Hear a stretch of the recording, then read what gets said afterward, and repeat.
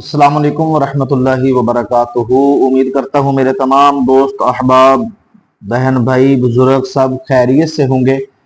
اللہ تعالیٰ آپ کو اپنے حفظ و ایمان میں رکھے، ہر طرح سے اللہ تعالیٰ آپ کی حفاظت فرمائے۔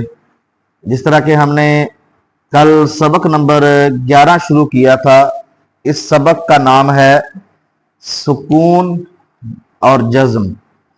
جس طرح کا پیچھے ہم نے جزم پڑھا تھا، جس طرح دال ہوتا ہے اس طرح کی یہ علامت ہوتی ہے، دال کی شکل والی، اس کو جزم کہتے ہیں۔ جس حرف پر جزم ہو اسے ساکن کہتے ہیں۔ ساکن حرف کو اپنے سے پہلے متحرک حرف سے ملا کر پڑھیں گے۔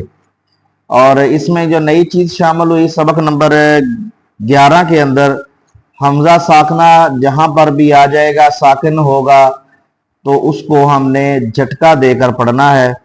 اور اس کے اندر حروف کلکلہ نیو ایڈ ہوئے ہیں۔ حروف کلکلہ 5 ہیں: قاف، طا، با، جیم، دال۔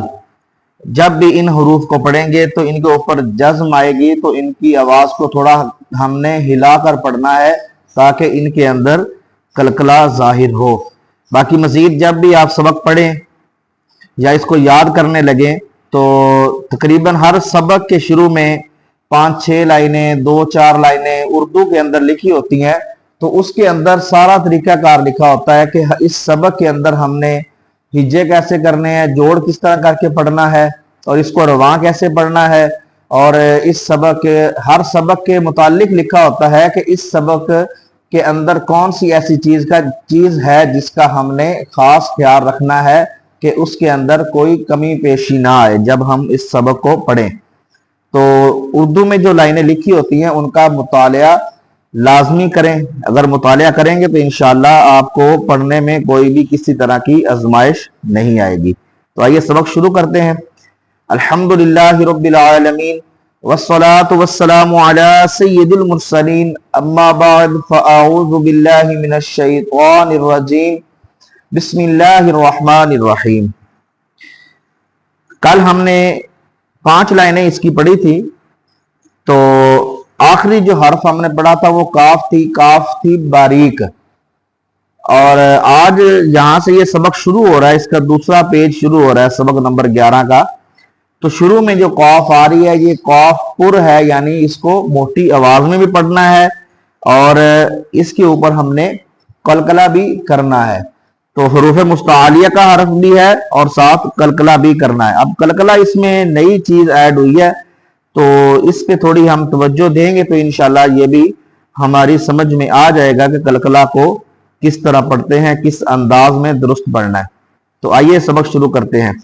حمزہ قاف زبر اق، حمزہ قاف زیر اق، حمزہ قاف پیش اق، اق اق اق۔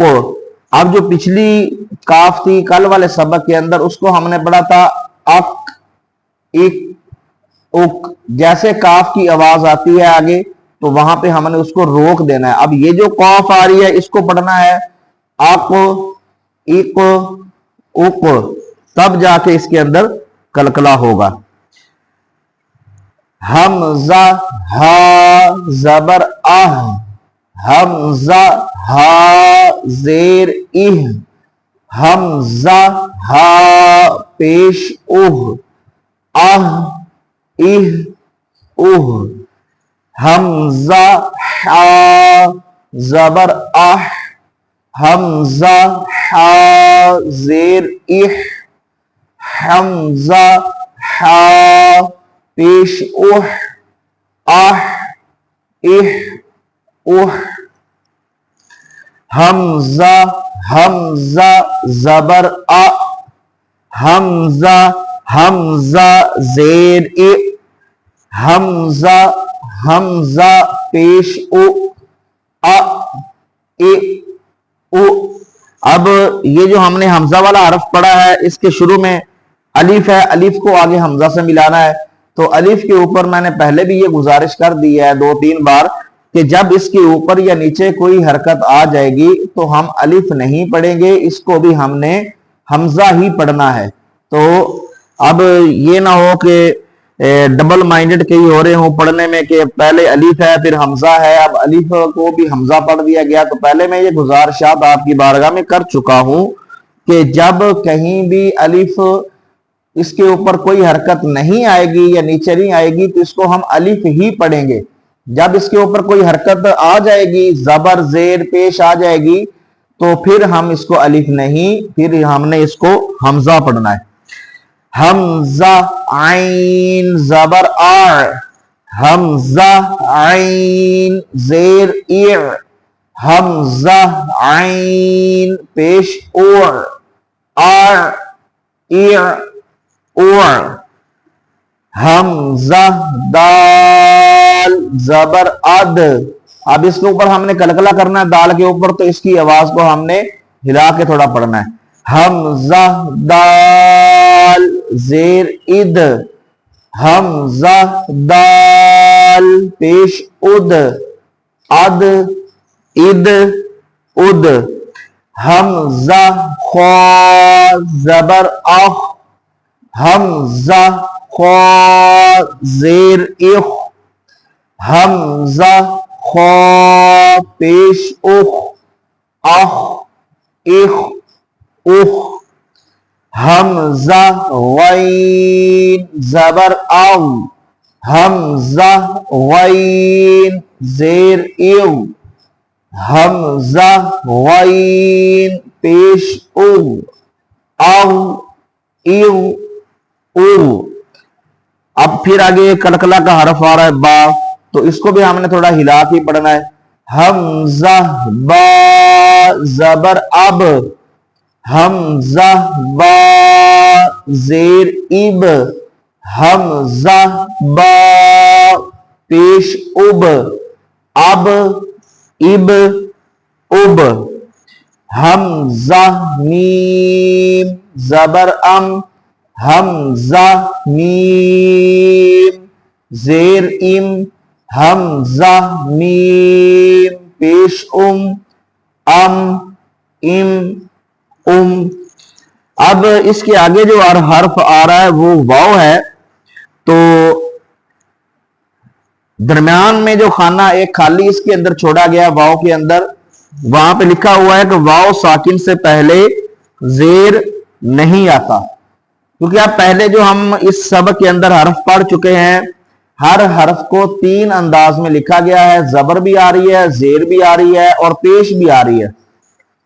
اور واو جو ہے واو ساکن سے پہلے زیر نہیں آتی، اور یہ مکمل قرآن پاک میں ہی ایسے ہے، قاعدے کے اندر بھی ایسے ہے اور قرآن پاک کے اندر بھی ایسے ہے کہ جہاں پر واو کے اوپر جزم آ رہی ہوگی اس سے پہلے یا تو زبر ہوگی یا تو پھر پیش ہوگی، اور زیر واو سے پہلے پورے مکمل قرآن پاک میں نہیں ہے۔ تو انہوں نے لکھ کے یہاں پر واضح کر دیا ہے کہ یہ نہ ہو کہ کئی ہمارے بھائی سمجھے کہ ایک لفظ کی مسٹیک ہو چکی ہے، واو سے پہلے زیر یہاں نہیں دی گئی، تو زیر آتی ہی نہیں ہے۔ انہوں نے اردو کے اندر لکھ کے واضح کر دیا ہے کہ واو ساکن سے پہلے زیر نہیں آتا۔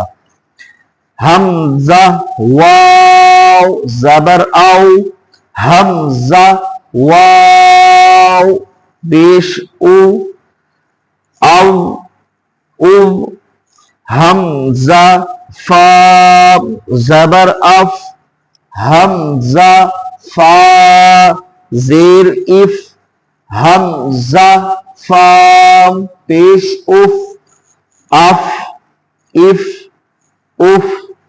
یہ واو کو ایک بار دوبارہ پھر سے میں پڑھ دوں تاکہ اس کے اوپر توجہ رہے کہ واو ساکن سے پہلے زیر نہیں آتی، اور یہ مکمل قرآن پاک کے اندر نہیں ہے، اس سے پہلے زبر اور صرف پیش ہے۔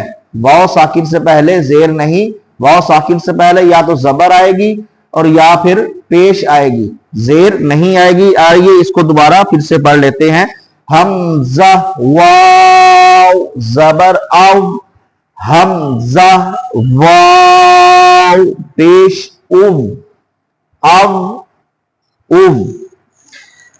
فا والا حرف ہم نے پڑھ لیا تھا، آگے لام کو پڑھتے ہیں۔ حمزہ لام زبر ال، حمزہ لام زیر ال حمزہ لام پیش ال ال حمزہ نون زبر ان حمزہ نون زیر ان حمزہ نون پیش ان حمزہ را زبر ار حمزہ را زیر ار حمزہ را پیش ار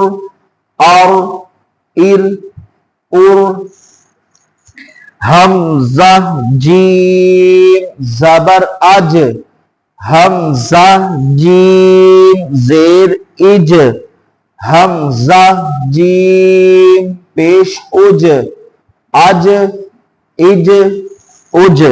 یہ جیم کے اوپر بھی کلکلا ہے، اس لیے اس کی آواز کو بھی ہم نے تھوڑا ہلا کے پڑھا ہے۔ حمزہ شین زبر اش حمزہ شین زیر اش حمزہ شین پیش اش اب اس سبق کا جو آخری حرف ہے وہ یا ہے، تو جس طرح واو کے حوالے سے لکھا گیا کہ واو ساکن سے پہلے زیر نہیں آتی، تو اس طرح یا ساکن سے پہلے پیش نہیں آتی۔ واو ساکن سے پہلے زیر نہیں آئے گی مکمل قاعدے کے اندر اور قرآن پاک کے اندر، اور جو یا ہے اس سے پہلے کہیں بھی کسی بھی جگہ پر یا ساکن سے پہلے پیش نہیں آئے گی، اور صرف زبر یا پھر زیر ہی یا ساکن سے پہلے آئے گی، پیش نہیں آئے گی۔ حمزہ یا زبر اج حمزہ یا زیر اج تو یہاں تک ہمارا آج کا یہ سبق مکمل ہوا، اس کا دوسرا حصہ آج مکمل ہو چکا ہے، تو آگے اس سبق کی مشق ہے، انشاءاللہ اس کو کل پڑھنے کی کوشش کریں گے۔